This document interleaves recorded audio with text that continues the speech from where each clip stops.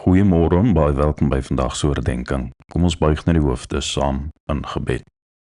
Here, mag U woord ons in lig en waarheid lei. Amen. Ons gaan so 'n bietjie saam met mekaar wandel deur Paulus se eerste brief aan die Korintiërs. Ons lees daarom vanoggend saam uit 1 Korintiërs 1 vers 1. Van Paulus, wat deur die wil van God geroep is om 'n apostel van Christus Jesus te wees, en van die broers Sosthenes. Hierdie woorde van Paulus vra dat ons net so oomblik in die geskiedenis gaan stilstaan en observeer wat die Bybel oor die situasie in Korinthe vir ons vertel. Ons lees van Paulus se Korinthe ervaring in Handelinge hoofstuk 18. Hy het die evangelie daar verkondig vir 'n jaar en 6 maande lank. Saam met hom was 'n man met die naam Sosthenes.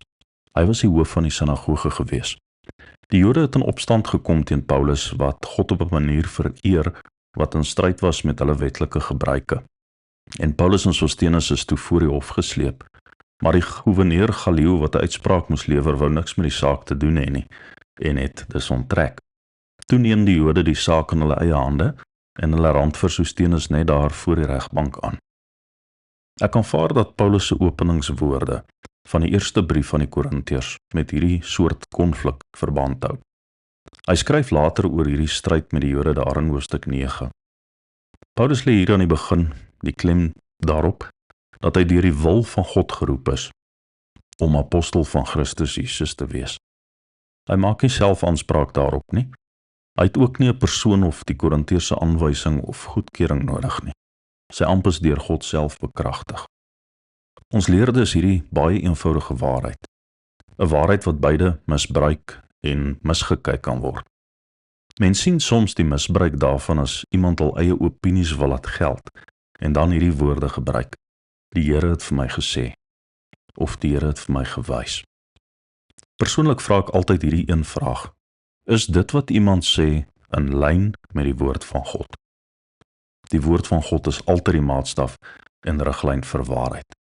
Sou iemand se woorde aan hierdie maatstaf voldoen, kan ons dit aanvaar. Ons sal weldra, soos ons deur Korintiërs lees, sien dat Paulus sy eie uitsprake meet en dit ook grond in die woord van God. Ons leer dan hierdie twee goed. Autoriteit lê nie in die aanwysing van mense nie, maar in die opdrag en die aanwysing van God. En dat die opdrag van God kom, is duidelik deur dit te meet aan die woord van God. Mag my en jou woorde daagliks gevul wees met die woord en sodoende ook die gesag van God. Here, vul asseblief ons gedagtes en woorde met U heilige woord. Amen.